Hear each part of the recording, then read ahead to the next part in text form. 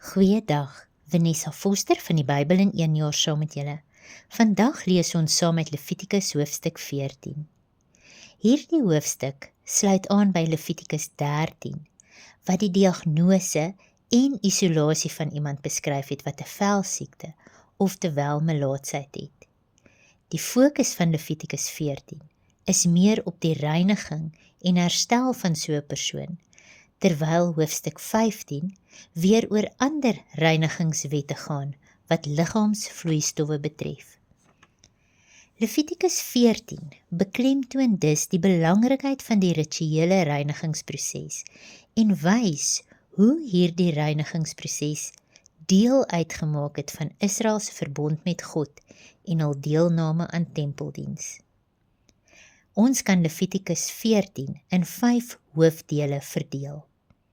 Verse 1 tot 9 handel oor die reiniging van 'n persoon wat genees is.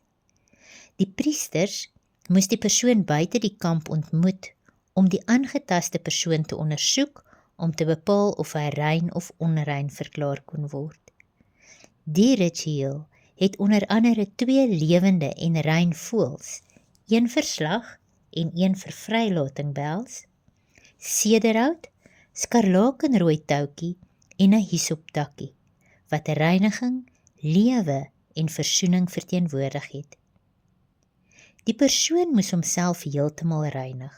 Sy klere moes gewas word, sy hare, baard, wenkbroue, al die hare op sy lyf moes afgeskeer word en hy moes homself dan bad om weer in die kamp toegelaat te word. Die herstelde persoon sou van voor af begin, so asof hy 'n pasgebore baba was. Nou soos die melaatse van sy onreinheid gereinig en weer in die gemeenskap opgeneem is, word die wedergebore mens deur Christus gereinig, herstel en deel van God se familie. Verse 10 tot 20 het gegaan oor die offers op die 8ste dag. Onthou die getal 8, dui dikwels op 'n nuwe begin. Nou die persoon wat genees verklaar is, moes 3 lammers en offers van meel en olie na die ingang van die tent van samekoms bring. Die priester het dan die bloed op die oor, duim en groottoon gesmeer en daarna die olie. Nou dit was 'n kragtige manier om te sê dat alles wat die herstelde persoon gehoor het, alles wat hy met die werk van sy hande gedoen het en elke pad wat hy geloop het, onder die salwing en invloed van die Heilige Gees moet wees. Daarna het die priester 'n sondoffer, brandoffer en graanoffer gebring om sodoende die persoon volledig rein te verklaar. Nou ons kan hierdie geestelik toepas. Jesus het gekom om ons as sondaars te reinig, te herstel en vry te maak. Hy het die prys betaal. Die Heilige Gees is vir ons gestuur as helper en vandag kan ons die Vader verheerlik in alles wat ons doen. Verse 21 tot 32. Hierdie verse beskryf alternatiewe offers vir die armes. Omdat melaatsheid mense dikwels van die gemeenskap afgesonder het, kon baie nie die gewone offers bekostig nie. Nou God het steeds genadiglik voorsiening gemaak, sodat die minder bevoorregtes rein verklaar kon word.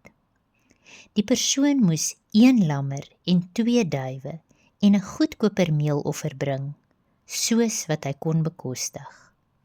Nou wat besonders is dat die reinigingsritueel dieselfde gebly het, ongeag of iemand ryk of arm was, en dit wys dat almal gelyk staan voor God. Net so het Jesus vir alle mense gekom, van die welafste tot die armste, sodat elkeen lewe en hoop kan ontvang. Verse 33 tot 53 handel oor die reiniging van 'n besmette huis wat deur 'n priester ondersoek is om te bevestig dat dit onrein of as plaag bestempel word. Nou indien die plaag versprei het, moes sekere klippe verwyder word en indien dit steeds aangehou het, moes die huis dan gesloop word. Ons lees ook van dieselfde voëlritueel wat plaasgevind het, soos wat dit was met 'n persoon. Wanneer ons na die geestelike aspek van hierdie gedeelte kyk, kan ons sê dat sonde nie ligtelik opgeneem kan word nie. Soms is 'n radikale verandering nodig om dit wat ons verhouding met God beskadig, uit ons lewens te verwyder. Ware herstel vra berou, gehoorsaamheid en hernuwde toewyding aan God. Verse 54 tot 57 is die samevatting van die reinigingswette en beklemtoon dat die priesters volgens God se vaste voorskrifte moes handel. Levitikus 14 wys vir ons dat God nie net belangstel in uiterlike reiniging nie, maar ook in innerlike herstel en verhouding met hom.